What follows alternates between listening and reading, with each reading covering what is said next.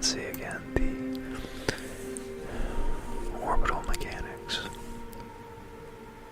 in effect as these stars begin to dance around a binary black hole system. Nope. That got noped. This one's getting noped. Left and right. Now what are these remnants here? I can't really click on them. There's something so eerie yet not eerie yet compelling. I don't know what it is. Oh, look at these. We got... Wow, what the hell just happened here?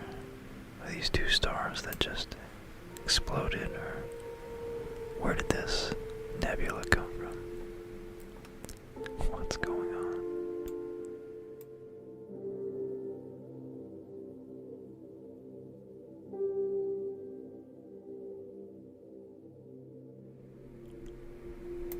Welcome back to the universe sandbox. Our universe simulated.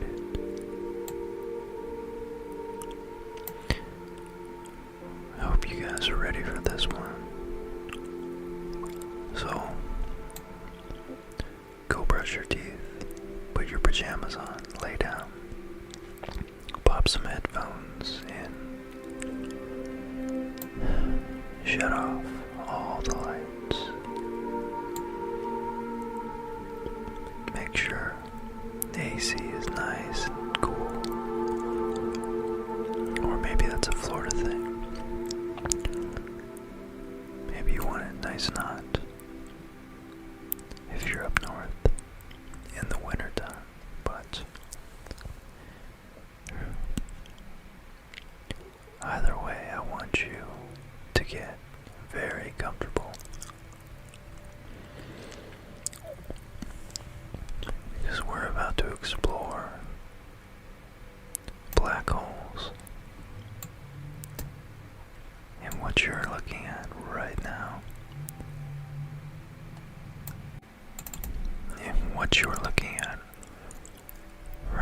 is a simulation. If I were to have put the black hole known as Sagittarius A star at the distance of roughly Neptune in our solar system, you're looking at what would have happened to the rest of the objects in our solar system. All of them there, way in the background. Here they are through the gravitational lensing effect.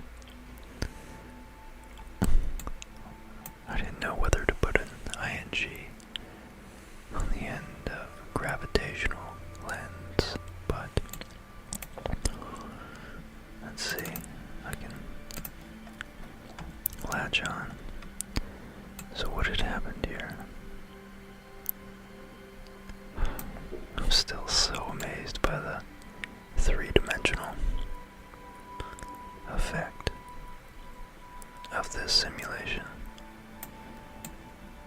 But what had happened here was they were ejected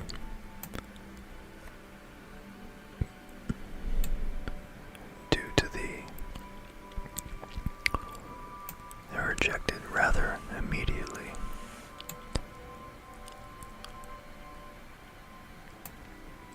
due to the immense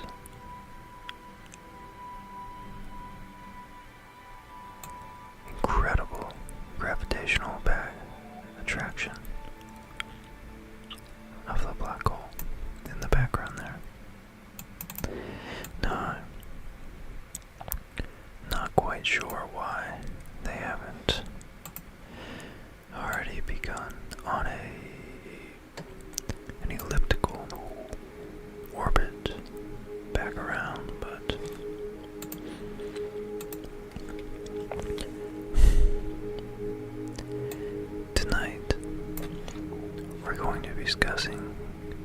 be discussing some black holes, what we know about them, some of the categories of black holes. Let's see, let's put one. Sagittarius. Jesus, it's 4 million suns. Sagittarius A is the black hole at the center of our Milky Way. So let's just go ahead and put one right here. We'll start off.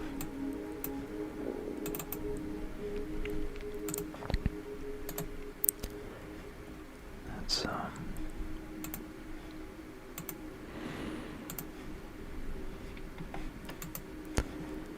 do I, as you can see, my font ratio is quite large, so you guys can see exactly what it is I'm doing right now.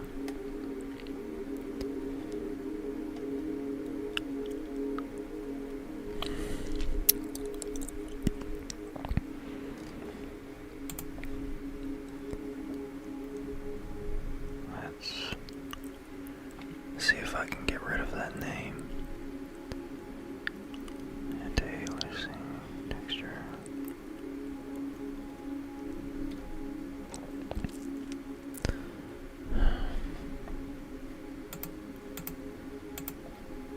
Video. Oh, cool. I guess I can capture a GIF. That's neat. Oh well. Maybe it's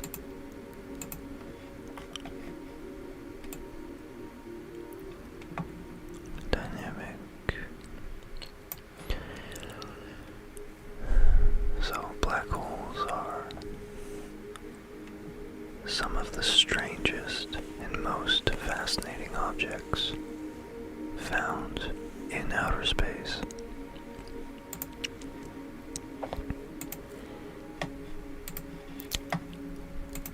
And what we're going to do, they're objects with extreme density.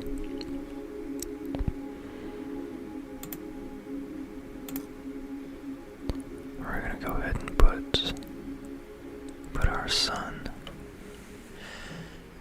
which is a yellow main sequence star.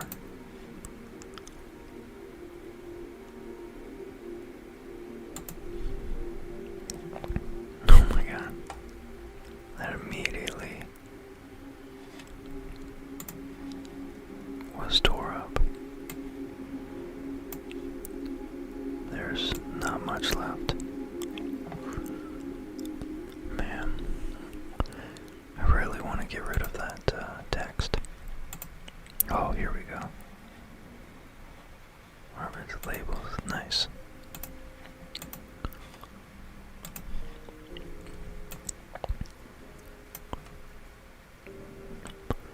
Wow, it's really not being eaten as quickly as I thought it would be. Look at this. This is amazing. Also, there's fragments of it coming back. So it appears that the sun is still... Sorry, oh, there, it's like the sun is still maintaining some of its integrity. Sorry, maybe I should have picked a dimmer star. I'm not trying to give you guys any epileptic shocks.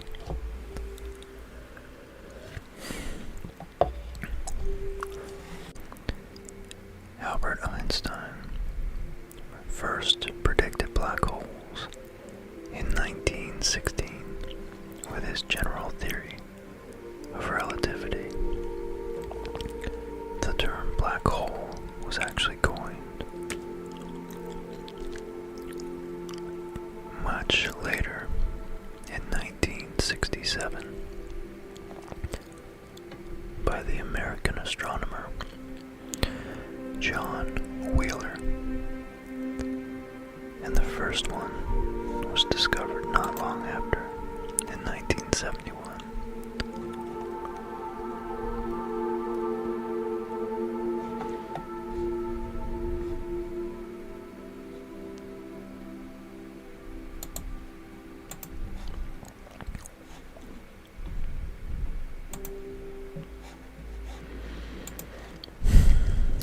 Black holes are a kink in the fabric of space-time.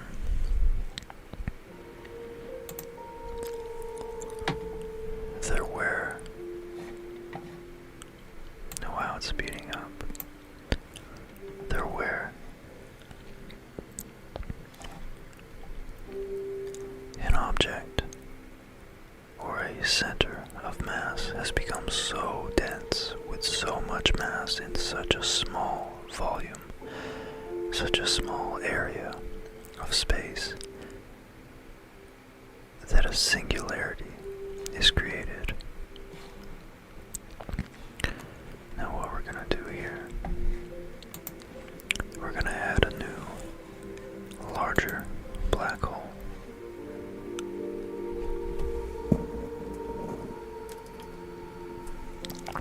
So forgive the somewhat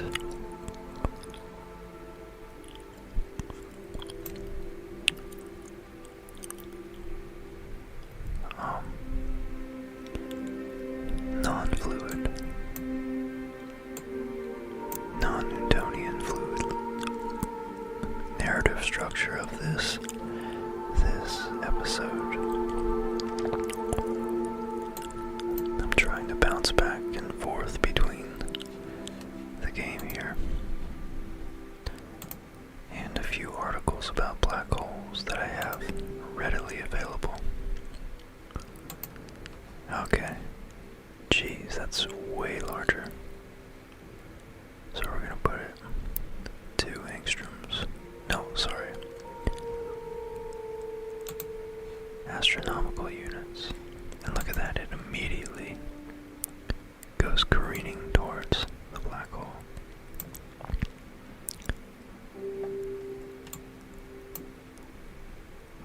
Wow, did it just get swallowed up? Or did it just get ejected into space?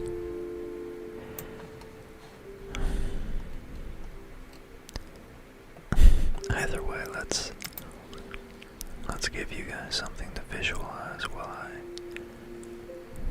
I track down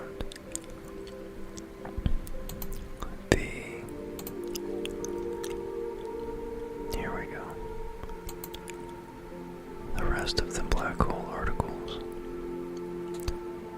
Oh yeah, this hole is definitely Sagittarius A star is absolutely moving with respect to the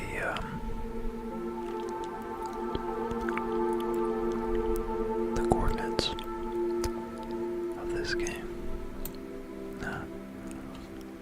Oops, I didn't mean to do that. I guess once I click the left mouse button, I'm committed to planting that star at the location I clicked. Let's put a few at some other distances. Let's go way out. And 2 in here too. So now we can see. Wow, you can see the tidal forces, particularly on these guys. But even these ones, as the gravitational pull is so extreme that even from one side of this star to the next, there's a differential, meaning that there's there's more gravitational acceleration on this side, the inside of the star, than there is on the outside of the same star. So that the velocity, the force felt, is actually different depending on which side, the near or the far side of the star you're on. Let's try to give a more three-dimensional view. So this is 1, 2, 3, 4, 5, 6, 7, 8, 9 stars. There are 21 times the mass of our sun, our star, being herded, gravitationally herded by the black hole at the center of our Milky Way galaxy.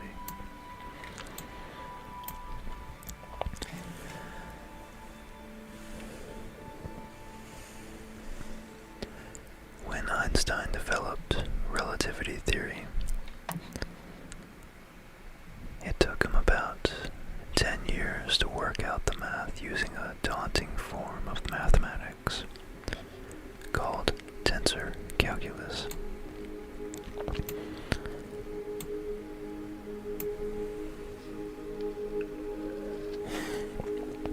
He was only able to approximate the solutions to his own equations, and the math still perplexes even the best scientific brains. However, the challenge did nothing to deter one of Einstein's contemporary astronomers, a theoretical physicist named Carl Schwarzschild. Schwarzschild was Schwarzschild, a very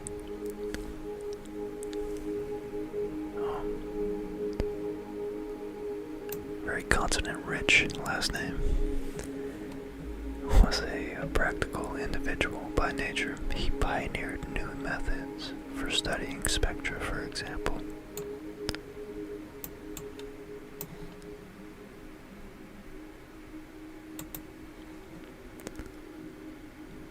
But he excelled in his abilities to deal with the theoretical concepts, and when Einstein's articles on general relativity were published in 1915, Schwarzschild was one of the first to recognize, well, let's put Beetlejuice here, to recognize their importance. Oh my god, Beetlejuice is huge. This is like just a massive star. I just put right in the path of the black hole, equivalent to 4.3 million times the size of our star. You can only imagine what happens here.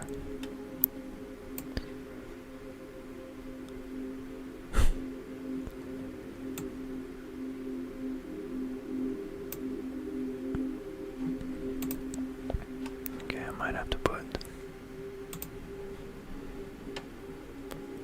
rings. I could put rings. No, that's weird. Let's put another Sagittarius right here. Oh, this is gonna get interesting here. You can see it right off there in the distance. The gravitational equations. The dynamics between these forces here are going to get very interesting. But what's even more interesting is that these are mere simulations, vast oversimplifications of phenomena that we have actually observed, not necessarily with visible light. Although I believe we've done it with that too, but the... Oh, look at that. The star is getting ripped apart by both black holes. It's getting much closer too.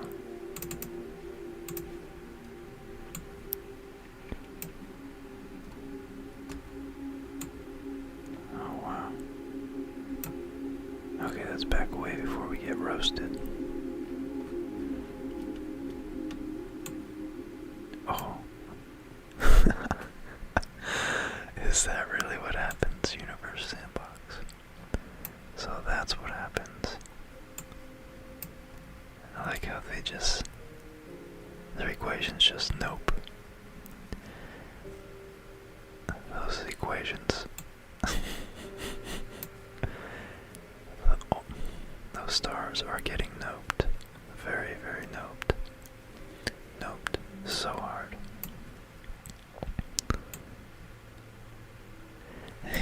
It's like the programmers for this game were just like, they probably took a look at this tensor calculus and said nope. And said it's probably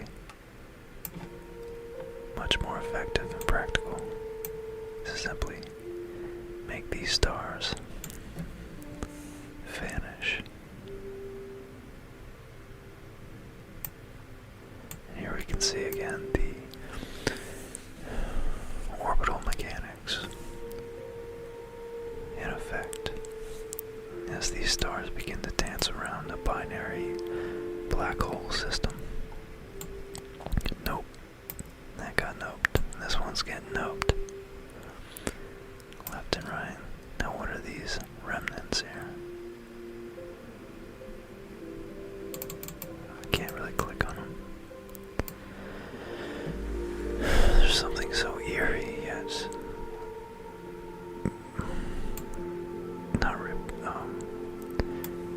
eerie yet compelling. I don't know what it is. Oh, look at these. We got... Wow, what the hell just happened here? Are these two stars that just exploded, or where did this nebula come from? What's going on? Well, back to the story behind what we're looking at is... So Schwarzschild was the famous contemporary, not as famous, but still nonetheless, he was soon to become famous, theoretical physicist. You might recognize the phrase Schwarzschild radius. But let's find out where that came from.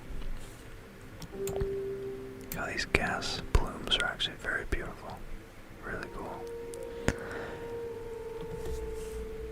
So he excelled in his abilities to deal with theoretical concepts. And when Einstein's articles on general relativity were published in 1915, Schwarzschild was one of the first to recognize their importance. But he was also a German patriot, so he set aside his astronomical studies when World War I erupted and he enlisted in the army. Shortly before his death, though, he had contracted a life-threatening disease, so he was able to finally concentrate on completing his theoretical physical calculations. And he published his work titled On the Field of Gravity of a Point of Mass in the Theory of Einstein, which became one of the pillars. Look at that. I love watching it get bent. That's such a brilliant simulation. Look at that, one star becomes two.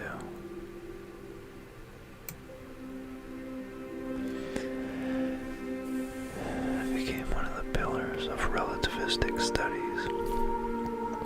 And in it, Schwarzschild presented the solutions to Einstein's unfinished equations.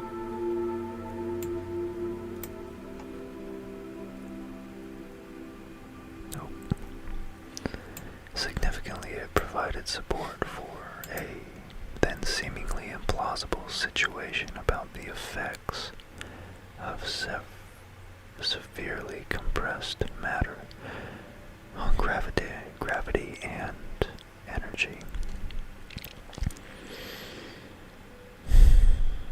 So when Einstein wrote his general theory of relativity, he found a new way, in fact, to describe gravity.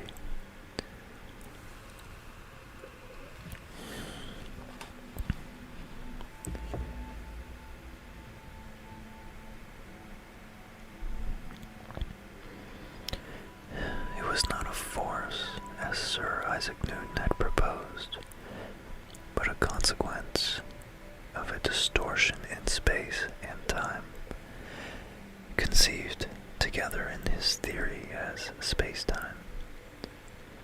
According to Einstein, matter and energy exist on a background of space and time.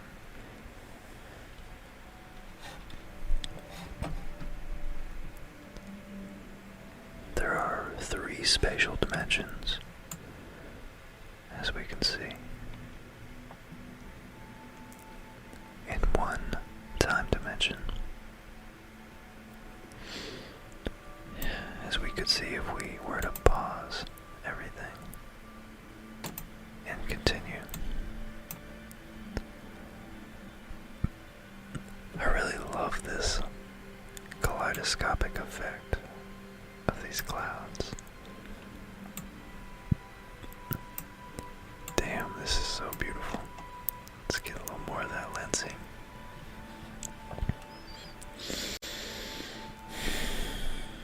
I really hope you guys are enjoying this too. By the way, I wanted to dedicate this episode to a big supporter of the channel, Hard Yaka, Steve. Yeah, because I have 2 Steves that are being really generous, and you guys are showing a lot of support. I wanted to differentiate you two using your username.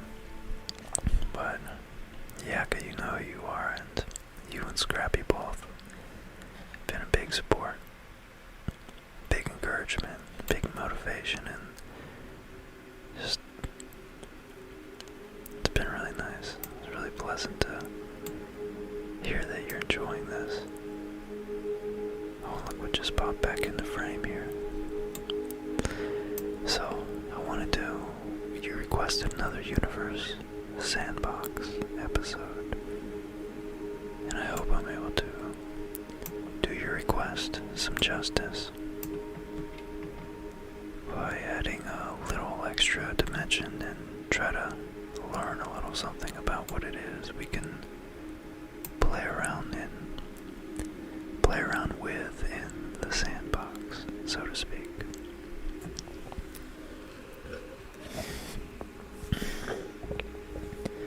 But regardless, this was a blast, and I just really appreciate that you enjoy my content, and especially one of these types of episodes, which probably only second to the philosophy are my favorite to make. So this was my pleasure, and I hope you, I really hope you and Scrappy enjoy it.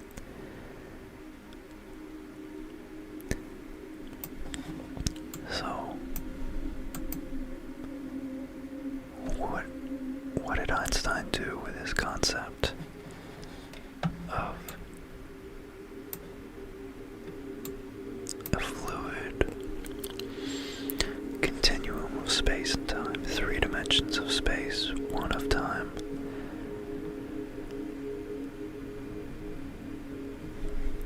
As opposed to Newton's conception of a force, of mass and acceleration multiplying to give a force, and interacting with other objects with mass.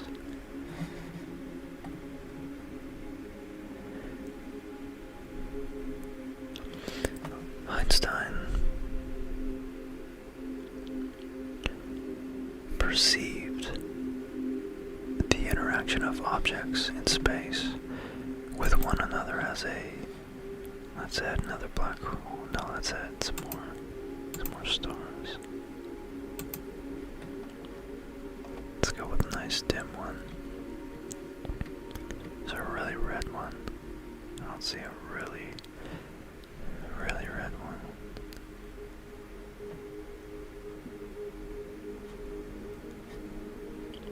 But Einstein perceived it as objects distort the fabric of space-time based on their mass.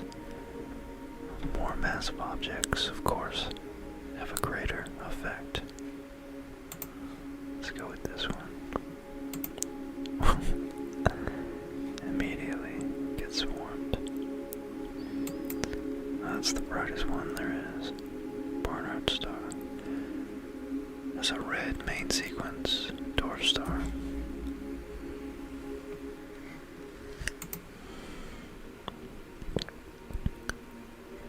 Oh, I'm putting them in orbit. Okay. What's a binary? Now let's try to launch some stars. It's like potato launch, but with stars. Okay. What's with these stars? They're so tiny.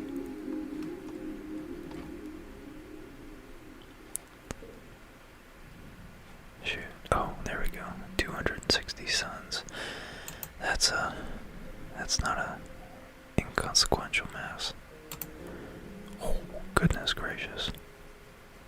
Oh my god. And I just forgot that I launched that. I just launched that thing right at. Oh, that'll be fun to watch. So, just as a bowling ball placed on a trampoline stretches the fabric and then causes it to dimple or sag, so planets and stars warp space-time, a phenomenon known as the geodetic effect. So, here we go. Thus, planets orbiting the sun are in fact not being pulled. Oh, that's beautiful, look at that. And we still have this one in the background, dancing. So it appears that this one's in a relatively stable helical effect. And this one got thrown over into the stars. Oh, it got eaten. Of course. That was a cool dynamic. But the stars, planets around our sun are not being pulled by the sun. They're following the curved space-time deformation caused by the sun. And do you know why the planets don't fall into the sun?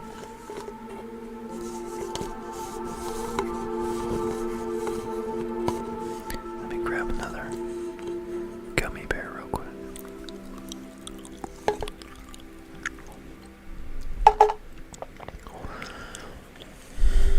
It's because they're following the curved space-time deformation. It's due to the speed at which they're traveling. So, perhaps that's why the star is failing to get absorbed by this black hole, Sag A, which is over 4.3 million times the mass of our star.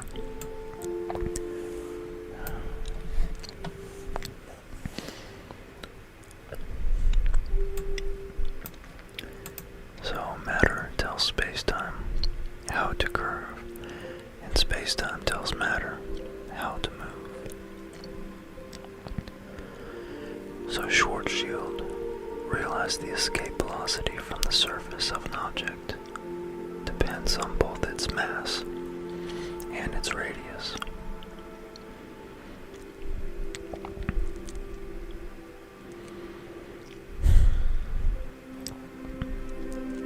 But if nature can make the radius of a given mass small enough, such as our black hole here, then the escape velocity, the velocity at which a particle needs to be moving to effectively escape the gravitational pull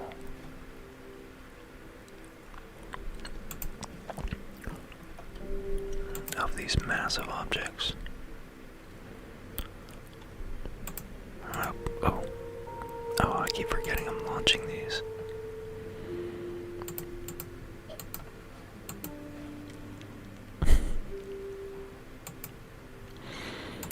Let's go binary.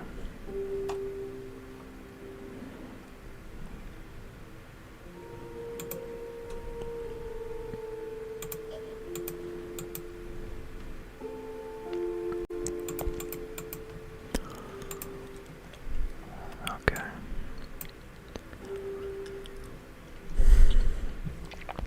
So it's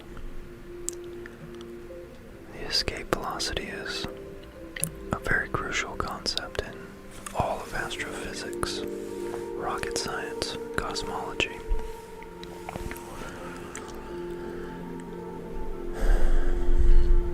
But if we have a black hole which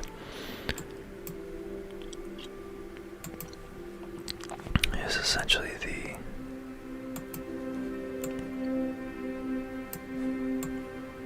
so we've been inside a supernova the whole time, which is essentially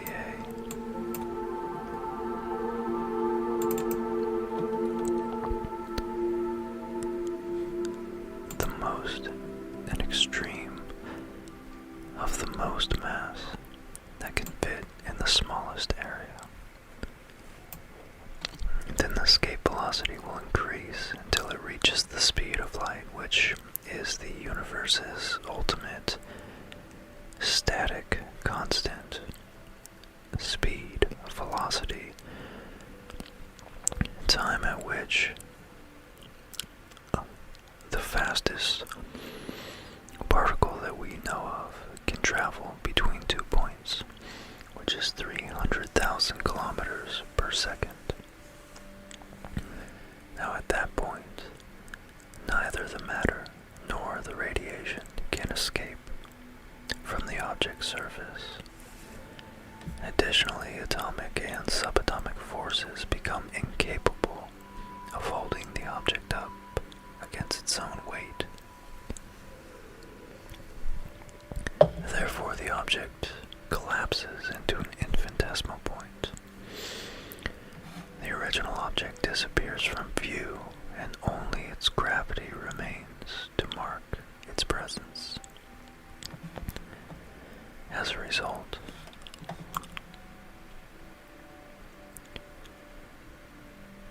it creates a bottomless pit in the fabric of space-time.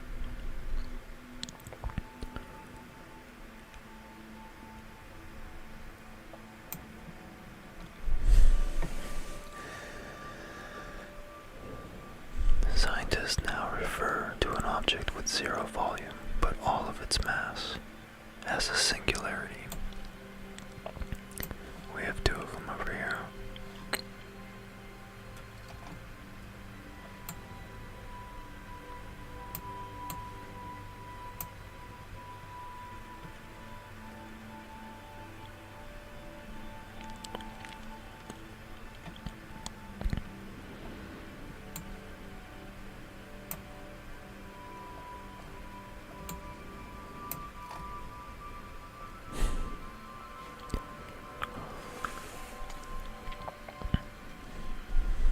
Schwarzschild also explained that a singularity was surrounded by a spherical gravitational boundary that forever trapped anything that ventured within.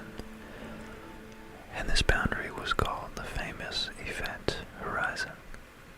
I should say the now famous, as he's the one who coined the term. Okay. He presented a formula that enabled the size of an event horizon to be calculated, and this is known as the Schwarzschild radius, as it marks the edge of the bottomless pit in space-time.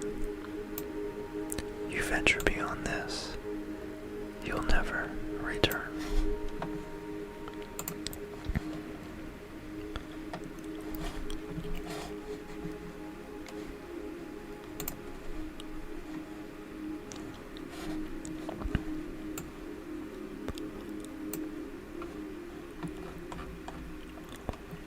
Wow, so there's a lot of nebulae, a lot of supernovae that occurred here. I didn't realize that was what we were getting into, but I suppose that's how it played out. But I love the perspective, and this is probably pretty accurate. As just how large this looks like.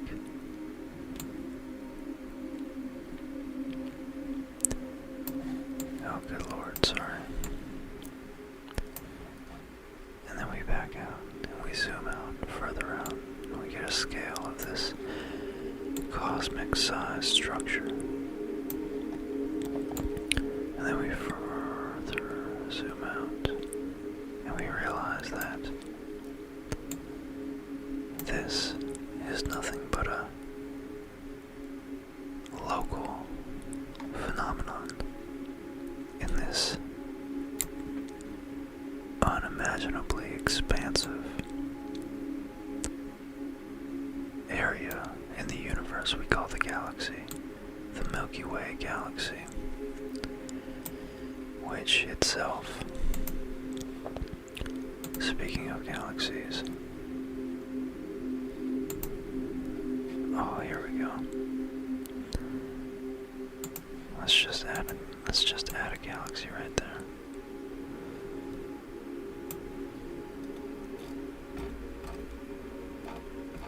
What's going on here? Oh God, so we expand all the way out. Let's see if we can view the grid.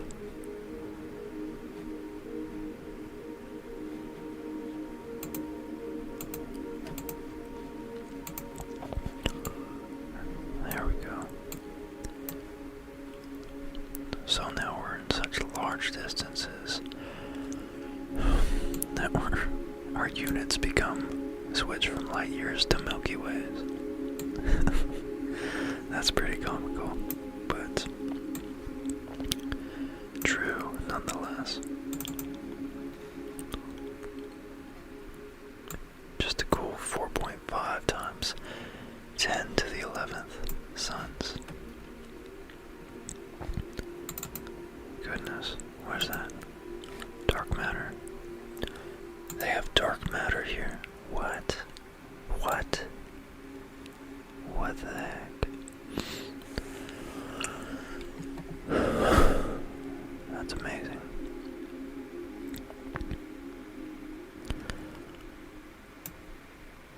Oh, that's beautiful. Alright, I'm gonna add a black hole.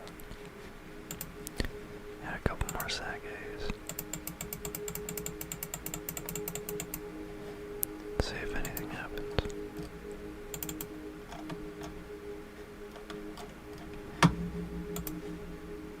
Whoa, what is... Oh my God. So I think we just entered the monolith at the end 2001 Space Odyssey. Pretty sure that's what just happened.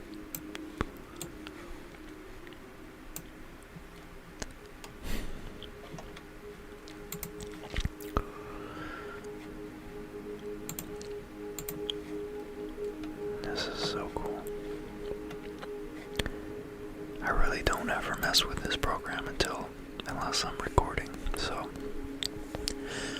I promise it's not a affectation of awe when I'm using this program. It's a genuine feeling of, holy shit, this is actually something I could waste hours on.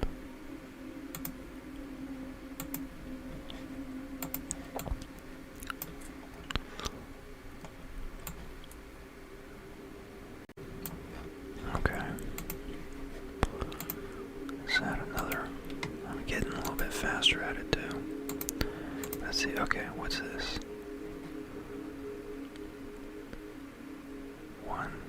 Is that 10 million? No, 1 million suns. That's 10 million. That's 4 million. Okay. Let's do 10 million, so it's a little bigger. Oh shit. It just ate that thing up. That was like a fox bouncing on a rabbit. No problem. So now we have a binary system. I'm gonna eat that star. I'm just gonna go around eating stars. Put it right there, right there. Oh my god, there's so many black holes now. So many black holes. They're everywhere. Need to add some stars way in the distance. Wait, what is this? Oh, we got Eta Carinae. I'm gonna put Eta Carinae. Eta Carinae. Hey, way out there.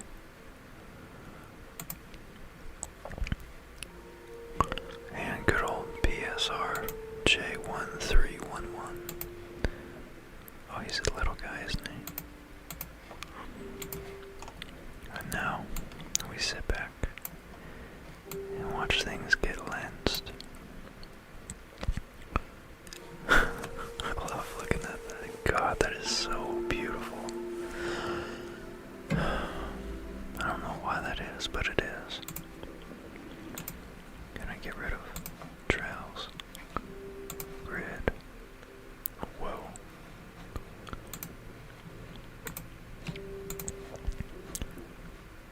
Okay.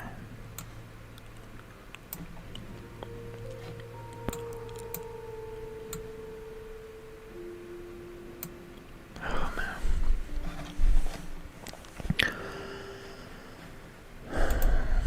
Wow, it's late. I gotta get to bed. But I had fun making this. I hope you guys enjoy it too. Just black holes, man. Just hanging out. We had some stellar black holes. Some supermassive black holes. Some intermediate black holes.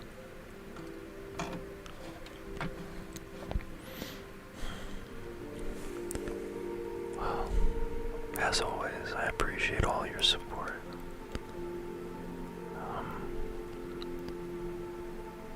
I just genuinely enjoy and encourage you to give me positive,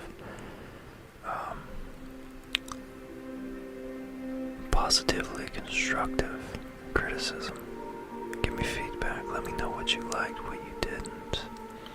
If you're still up watching this, then I couldn't have been that good at giving you ASMR, but perhaps I just relaxed you for a nice afternoon snooze, which would be equally pleasant to have done. So if you enjoy this, then give it a like. Hit that dislike if you didn't, guys. Smash that dislike. Unsubscribe. Tell me why I suck. But if that's not the case,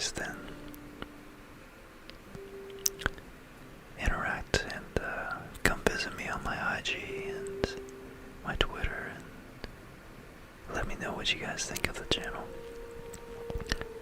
And throw out some suggestions. I love listening to it. I have a backlog of quite a few ones I already have to, I have planned that I intend to do soon. But your suggestions always help me, like I say, always steer my channel in the right direction.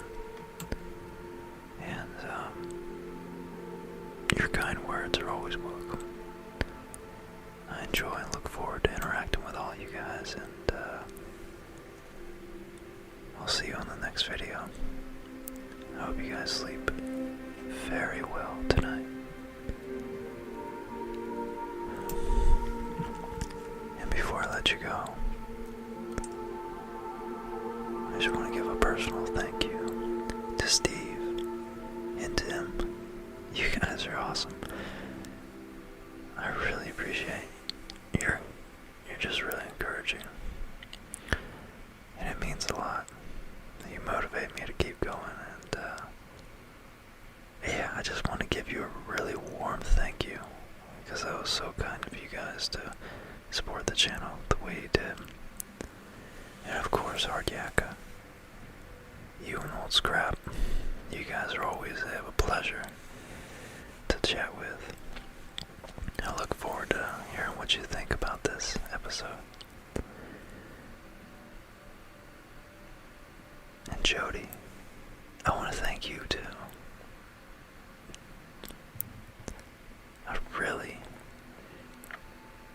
I was so happy to hear from you the other day.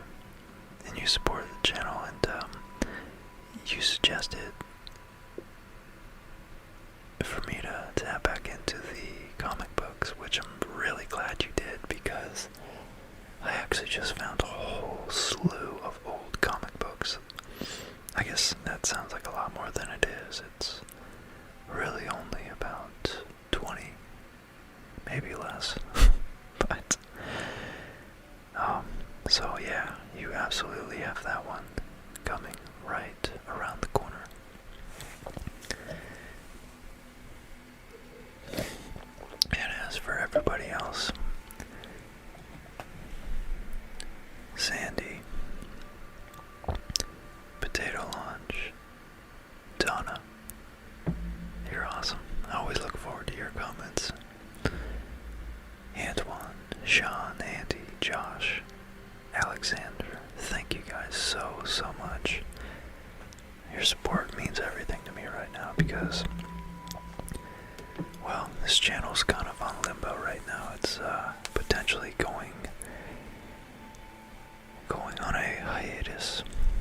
I have a job shift coming up, and I don't know if I'm going to have the time to keep creating videos. So yeah, your support just really means a lot to me, and I just didn't want it to go unnoticed and unthanked and unappreciated. So what you did, what you've given already, is more than enough, and each and every one of you, just, it means so much that you guys would throw anything towards the channel. So it's just a pleasure. It makes me happy. So I wish you guys a fond farewell, a sweet good night, and a solid sleep. I hope you wake up refreshed, feeling good and limber, ready to tackle the day. Until next episode, sleep well, and do your best.